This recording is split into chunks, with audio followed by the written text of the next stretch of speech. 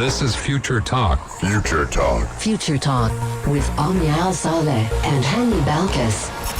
Happy Tuesday, everyone, and welcome back to Future Talk right here on Pulse 95. This is the one and only place where we give you a quick roundup of everything that is happening in the tech world, in the UAE, and around the world. Lots is in store on today's show as we talk about Apple planning to launch a redesigned MacBook Pro this summer. And this is, I feel like it's coming after all the accomplishments they've had with their new spring line with their iMac. So they're looking to maybe give us a brand new MacBook very soon. Yes, and for our apps all around the world segment, we're talking about TikTok and how they're beginning to testing in-app shopping to challenge Facebook. Now, recently, we've been seeing TikTok doing a lot of things and Facebook doing a lot of things to combat each other.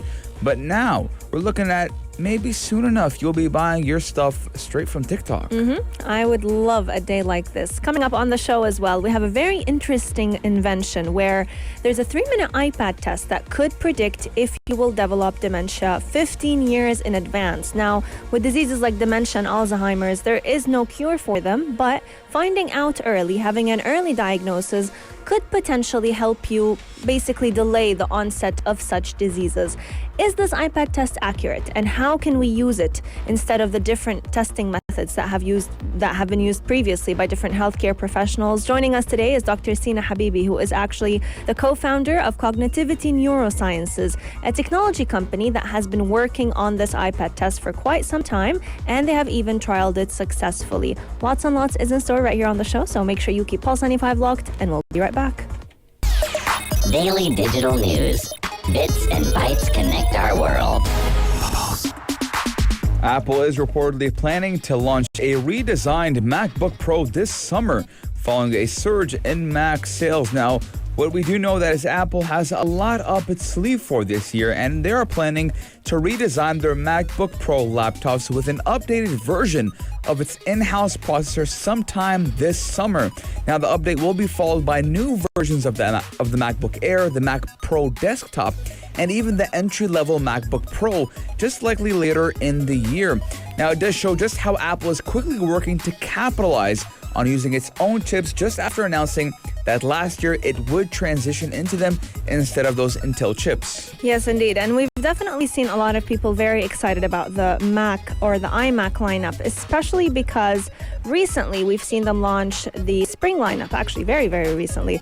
And a lot of people have been excited to purchase all of those. So I'm excited to see if they're going to come up with a new spring line for their MacBook Pros, because I'm sure a lot of people I know would be excited to purchase those as well. Yes, now Apple's MacBook customers do seem to like the new chip so far, which was paired with that at-home work environment of the pandemic and a crop of that new M1 computer. Now, those M1 chips were making a fuss in the tech industry, as it was kind of weird for Mac to kind of throw out Intel and say, we don't need your Intel chips anymore. We'll be doing everything in-house, and from now on, we'll be using our own chips. And believe it or not, the M1 chips are doing great. You are going to actually change your computer for the M1 chip one, right? Yeah, I know a lot of people who actually stopped using their own laptops or traded in their old MacBook laptops and got that new M1. And people who had the MacBook Pros actually went and got the new MacBook Airs because they are faster than the old MacBook Pros. Absolutely. So let us know, what are your thoughts? I mean, I personally think a lot of people are going to go ahead and purchase the new MacBook Pro if they were to go ahead and launch a new one. I myself would actually consider it. I don't know about you, Hani. Yeah. I mean, the new MacBook Pro will look different from that current model, according to that report. And design has been actually unchanging for the last several years. And I do think that Apple in general should change the design, but keep that slim, sleek design, that the simplistic. Now, Apple products are very well known for being simplistic, not too flashy, but the logo does speak for itself. That's why a lot of people like MacBook or Apple products, because you do know you're getting that premium quality when it does come to computers, laptops, or even tablets. Absolutely. Let us know your thoughts. 4215, do rate this a lot. But coming up on the show, we're going to be speaking to Dr Sina Habibi all about a 3-minute iPad test that could potentially predict if you have dementia or Alzheimer's 15 years in advance. Keep Pulse 95 locked. We'll be right back. This is Future Talk. Future Talk. Future Talk with Omnia Al Saleh and Hani Balkis.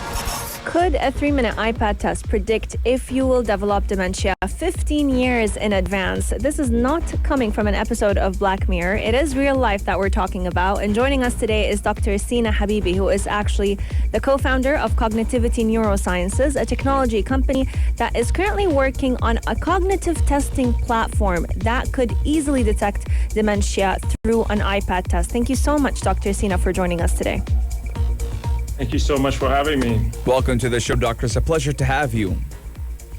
It's a pleasure to be with you guys. Now, Doctor, let's kickstart the conversation by asking you, how does the test actually help doctors to diagnose those mental deterioration and Alzheimer's disease and multiple sclerosis just 15 years before patients even start showing those symptoms? Sure. Absolutely. The process for diagnosing any of these neurological disorders starts with a cognitive test. Mm-hmm. You start with asking some questions in order to see if your patients are thinking straight. All these cognitive tests are using old methodologies. For example, when it comes to Alzheimer's disease, the questions that they ask are heavily memory-based questions. Mm-hmm. And we always say our methodologies to detect this disease have not changed since the discovery of the disease. When Dr. Alzheimer characterized the first patient number one, mm-hmm. He asked memory questions, and we're still doing that. What we've done in contrary is to look at something else. We look at speed of information processing by the brain. So to put it in a very, very simple computer analogy, while everyone else is looking at hard drive of the brain, mm-hmm. we look at the CPU of the brain. As a result, we've developed a test which is a lot more sensitive to less deterioration, to those subclinical changes in brain that happens a lot earlier before the onset of major symptoms such as heavy memory loss. Mm-hmm. Can you walk us through the test? So what we know is it's an iPad test, so it doesn't require any big, heavy machines, no MRIs involved. So can you walk us, how does the test start, and what should a patient do to find out if they have dementia or Alzheimer's in advance? Absolutely. The test is a 5-minute test, as you mentioned. It's a software as medical device, delivered by Apple iPads. And during the course of 5 minutes, we show around 100 natural images to the participants. And we ask a very simple question. Did you see an animal in the image, anywhere in the image or not? And half of these images have an animal, half of them they don't. Images come on the screen and go away very, very quickly. To be more precise, it's 150 milliseconds. It's a flash of an image come on the screen and goes away. And you're supposed to respond to that very simple question. You tap on the right side of the screen if you see an animal, and you tap on the left side if you don't see an animal. This is due to very, very basic instincts in all of us. Over the years of evolution, the human brain has evolved to be very, very sensitive to pictures where animals are present. This is due to what we call food or fear phenomenon. We either had to run after some of those animals or run away from some of those animals. So there's a lot of literature that shows that human brain gets wired and responds very, very sensitively where they see animals. We play with a lot of characteristics of those images. That's where the AI, artificial intelligence angle comes in. For example, some of the images are more complex. Some of them have more information for the brain to process, and some of them are trickier. With this, we build a profile of responses of each participant that then we can compare with the historical data, which is a very powerful technology in order to map one's performance and say whether they are at risk or at the beginning of the disease progression. And how many mistakes can a person have? So let's say you showed us the pictures of the animals and a person did 1 mistake or 2 mistakes. Does that go ahead and immediately, or does the AI immediately categorize them as people with a risk? This is a very interesting question. The test is designed to be very, very challenging. So the idea is to pick those very subtle changes in the brain So in short, no one extremely complicated. But the idea is to have spectrum of responses that you have from, say, 0 to 100. And normally people who perform overall below 50, you flag them out as being at risk, and they need to be further assessed.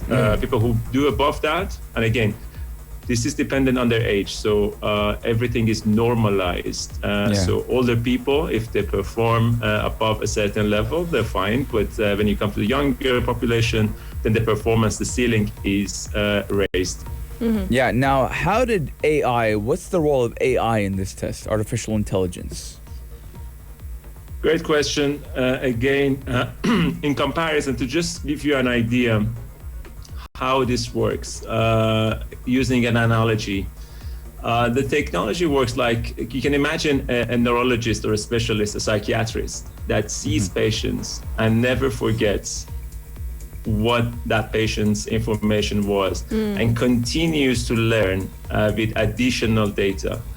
So every patient who comes in and gives us their medical history, and we get a tag, we get assessment on them. We then add it to our database, and as a result, over the long run, the algorithm becomes very, very sensitive.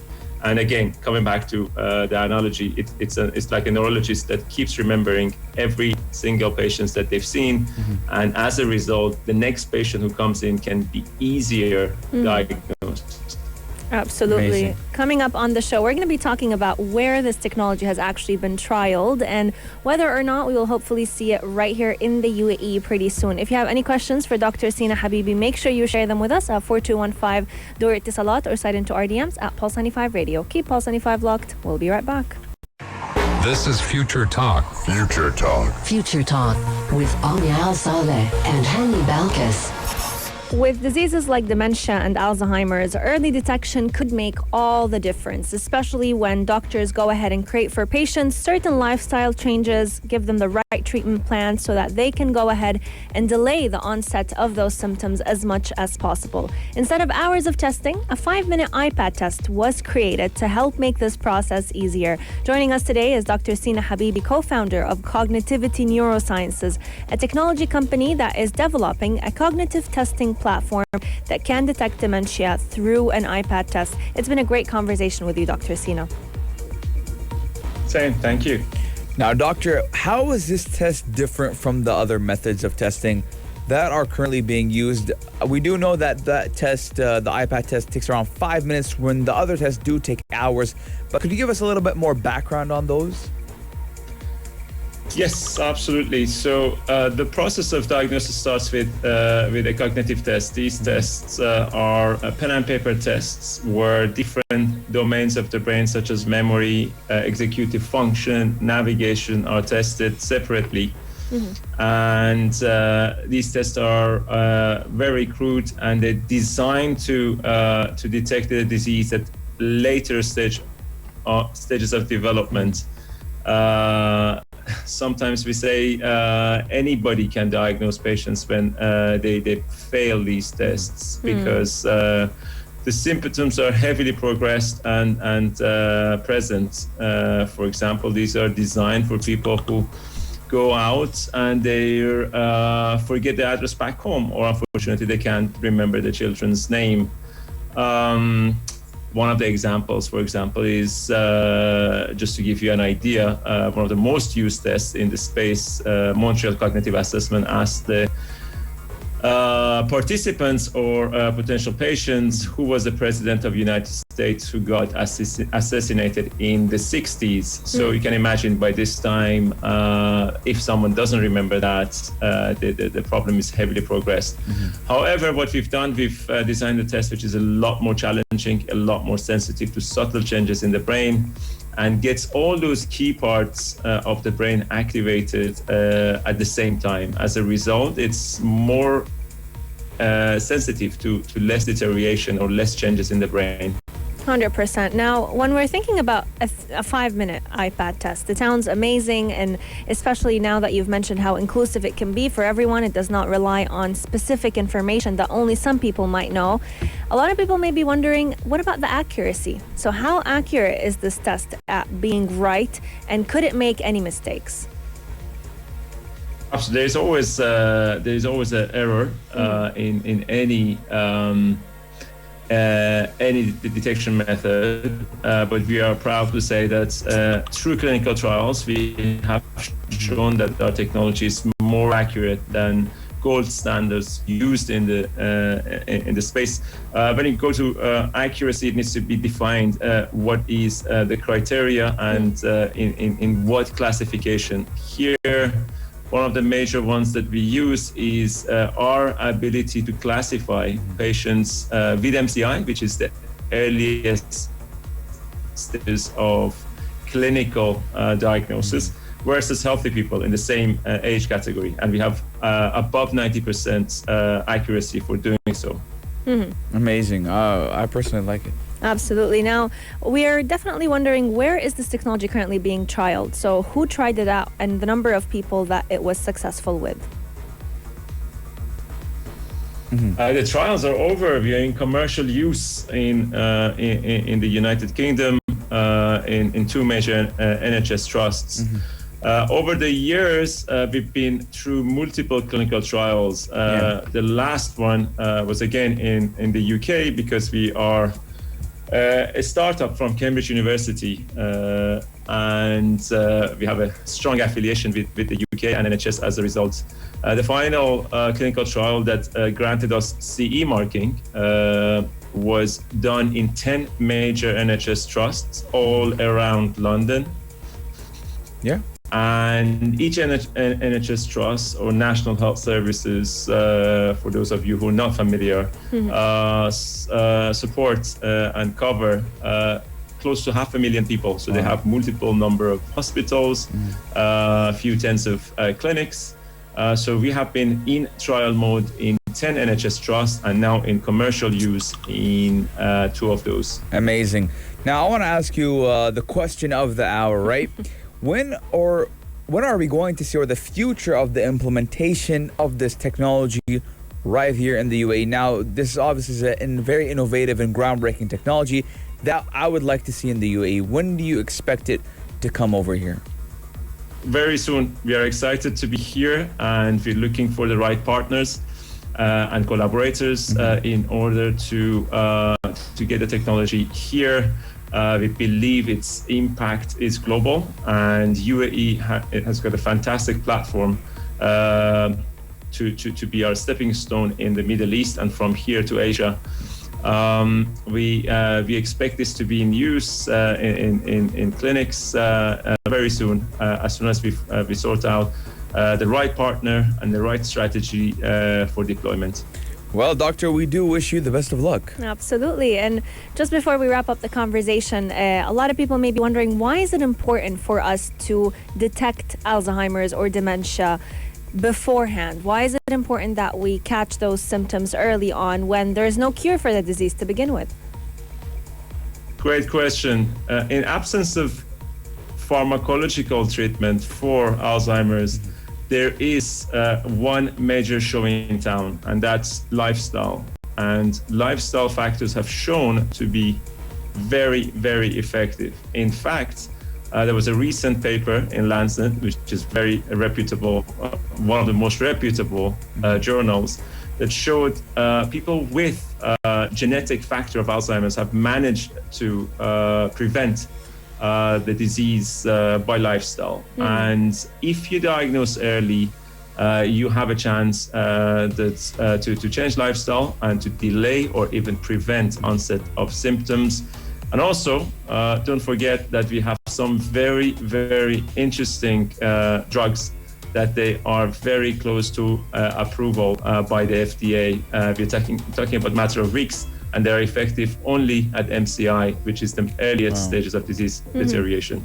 It's amazing how diseases that once were like a death sentence, now there's so much hope to potentially finding a cure, and until then, at least doing some lifestyle changes to help delay the symptoms. Dr. Sina Habibi, co-founder of Cognitivity Neurosciences, thank you so much for joining us today and telling us more about your amazing invention. Thank you so much for having me. Thank you, doctor. It was an honor. Coming up on the show, we have lots to share with you about what's happening with TikTok as they begin in-app shopping. So make sure you keep Pulse 95 locked, and we'll be right back. Pulse 95. Apps all around. What's worth a click and download? We're talking about TikTok, ladies and gentlemen, and how they are testing an in-app shopping type of area or section. And a lot of people are speculating that they're challenging Facebook now. Facebook, we have been talking about over the past couple of months, have been making a lot of updates when it came to Facebook Shop, Instagram Shop, and they even took a whole button for the likes and for the posts just to have that shopping area into Instagram. But today we're talking about TikTok and how they might be following suit and following the footsteps of Facebook. Now, I have been actually a big supporter of TikTok for a long time now. Looks like I gotta change my mind. Why is that? You should actually be happy that now they're widening their horizons. There's going to be shopping on TikTok. Nope. So when you post a TikTok video, now people can go ahead and shop whatever it is that you're wearing. Nope, because then it will be very heavily E-commerce? advertised, you know? Oh, yes. Influencers will start making a funny video, then all of a sudden it's like, well, why don't you drink some black coffee from Hanny's Coffees to get excited for today? I don't like that, man. I don't like advertisements. That's a good one. I mean, I agree with you because this is what annoys us about Facebook and Instagram. The heavy advertisements, the tracking of users. And now TikTok is going to be, I feel like, struggling with the same thing, or at least trying to monetize creators through the same ways. Now, as of what we've seen, TikTok is working with brands like the streetwear label Hype to test in-app sales in Europe, which is actually a move that's going to be blurring the line between online shopping and online shopping websites and social media platforms. They're hoping to replicate what their Chinese cousin, the app Douyin, was actually doing. So Douyin has about $26 billion of e-commerce transactions in just the first year of its operations. And TikTok is currently working with merchants in the market, including the UK, so that they can go ahead and sell products directly to users through the application without having to redirect them to another link. Now, we might be looking at how TikTok is going to be challenging Facebook, but let's talk about something else, right? We're looking at ByteDance, which is the owner of TikTok, and how they're moving aggressively into a $1.7 trillion Chinese e-commerce arena in hopes of adding another mega growth story to its stable ahead of a much anticipated initial public offering. So they do have, or they are going against a very, very big market and a very, very, very big sea. They are a very small fish in a very big sea, because $1.7 trillion of e-commerce in China is not something to take lightly. And ByteDance, or TikTok, does aim to handle more than $185 billion of that e-commerce annually by 2022. So it does look like they will be trying to even compete with that Chinese e-commerce threshold. But for me, I don't think that they will do any good. I just don't. Me personally, I don't buy anything off Instagram nor Facebook. There's a dedicated website for it. Yeah. Amazon, I'll go to it. But again, it's not. I don't think it will have some success. Now, some people do buy things off Facebook or Instagram per se, but not me. When you said, for a second I was going to say, oh, I do buy from Instagram, but come to find out, I really don't, because I don't trust them. I've heard so many stories about people placing orders on Instagram, paying to that retailer, and then never receiving the item, which is, I think, the biggest worry that people have when shopping on social media platforms. But just like you said, a lot of people do it, and it's been gaining success. It's been gaining a lot of tractions, and it's been even allowing creators to make money off of Instagram and Facebook. So when we talk about TikTok becoming a part of the e-commerce platform, or becoming an e-commerce platform, it's a little late to the game if you think about it. A lot of other social media platforms have been way ahead of it. But they're testing, they're learning about the different partnerships that they could do, about the algorithms and the trends on these social media platforms, and exploring new ways of how can they do the same thing but in a different way. Yes, I mean, again, we want to know your guys' thoughts, though. Although for me, I'm the best when I do see in the future. I do have a crystal ball that I keep inside of my brain that no one can see. But every time I speculate something, 99.9.9.9.9.0009% of the time, it is right. What's your speculation for today? That's not going to work. It's not going to work out? It's not going to work out. Or it's going to stay there. It's not like they're going to remove it. Yeah. It's going to stay there, but they won't make that much money off of it. Maybe a couple people, because again, you have to talk about demographics. True. TikTok's demographic is kids without credit cards. I don't know how that's going to work. Facebook, on the other hand, a lot of old people with credit cards. Instagram, a very broad demographic. Yeah, a very broad demographic. You have young, old, small, everyone. They have credit cards, or they can get a credit card for someone else. But I don't think a 9-year-old watching is going to say has a credit card and can pay $50 plus shipping and handling. Let us know your thoughts. Our text lines are open 4215 It's a lot. But coming up on the show, we're talking about Twitter previewing the ticketed spaces. The one feature that I really, really don't like about Twitter. It's starting to be tested out, and we're going to be giving you the latest updates on that. Keep Pulse 95 locked. We'll be right back. Pulse 95. Apps all around. What's worth a click and download?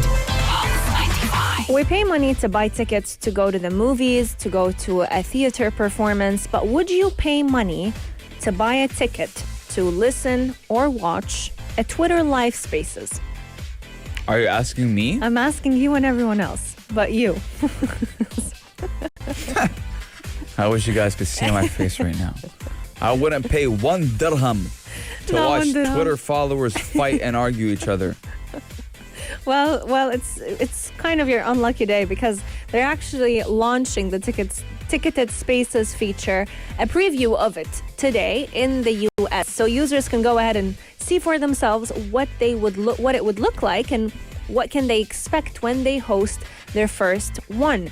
What's interesting about it is it's not going to be allowing everyone to make money out of it. You have to have at least 1,000 followers to be able to charge people for money to come and watch your live space. Yeah, so basically you're going to be listening to people who think they mean something in life because they have 1,000 followers.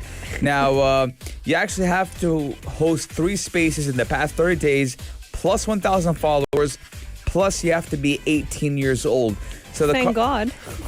I mean, I can lie. Yeah, I know, but like I was 18 when you were 12. When I was 12, so it doesn't matter. But the company is partnering with Stripe to handle those payments, and it does say that users will receive 80% of that revenue after Apple and Google's in-app purchase fees are taken. So let's do some quick maths. If you sell a $10 ticket, Apple would presumably take 30% of that cut, leaving you and Twitter to split the remaining $7, and 80% would go to you and 20% would go to Twitter. Now, the company does say it will cover the cost of Stripe's transaction fees, and hosts will actually need a Stripe account. Now, this is a amazingly horrible feature, right? Amazingly horrible. Great description. Right? I mean, I don't have much time to rant, but I'll put one thing into perspective. The biggest podcast in the world that Spotify paid $100 million to have it on the platform, which was the Joe Rogan podcast. Joe Rogan himself goes on Clubhouse and has sessions for free. So if you think Who people are you to charge yeah. money for if a live space? If you think your favorite artist who creates memes every day is gonna make a Twitter space, and you expect me to pay $4 or $10 to listen to him say, I like to welcome everyone and draw in my mean time. No one's gonna do it, right? Yeah. I don't know what Twitter is doing. I think if it's a very famous politician, maybe famous celebrities, a famous politician wouldn't use Twitter as a platform to talk about political things. Not to talk about, but just for people to have, basically, if you want to make some money, not just politicians. I mean, famous influencers, celebrities, maybe. Instagram Live is funner. It is funner. And And it's there. Instagram has a Q&A. I was just going to say, it has a Q&A feature. It has just the ability for you to actually comment on people's lives. See, the more you talk about it, the more dumb it sounds. The lower in standards to the ticketed live spaces go. Listen, Jack Dorsey, I think I'm going to cut this video. I'm going to mention you on Twitter, and I'm going to say, what are you doing? Tip jars, Twitter spaces for money. Every way to monetize the platform. Next thing I'm going to know is to retweet, you're going to have to pay a cent. Don't forget about the super follow. Yeah, that's Tinder. So I don't know, man. Yeah, I know. A lot of ways to try and monetize the platform. Personally, we think it's not going anywhere, but we want to hear from all of you. 4215 Dur Ittisalat. What are your thoughts about paying to be able to watch a live space on Twitter? You're not even watching, you're listening. Listening, whatever you want to call it. Clubhouse is for free. Why would we pay for ticketed live? Instagram lives are for free. Yeah, I can watch and listen. Imagine that. Let us know your thoughts. Future Talk is coming to an end, but we'll catch you again tomorrow, same time, same place, from 2 to 3 p.m. Until then, we're going to be opening the airways for the live coverage of the Sharjah Children Reading Festival from 4 to 5 p.m. with the duo Aisha Mazmi and Nikhil Atiyah. They've been speaking to authors from all around the globe these past few days, and you still have some time to catch it up. It'll be ending pretty soon on the 29th of May. We want to wish you a blessed afternoon, and we'll see you tomorrow. If you liked this episode of Future Talk, drop a like and subscribe. Pulse 95. Be sure to follow us on Instagram for all our daily updates and top stories.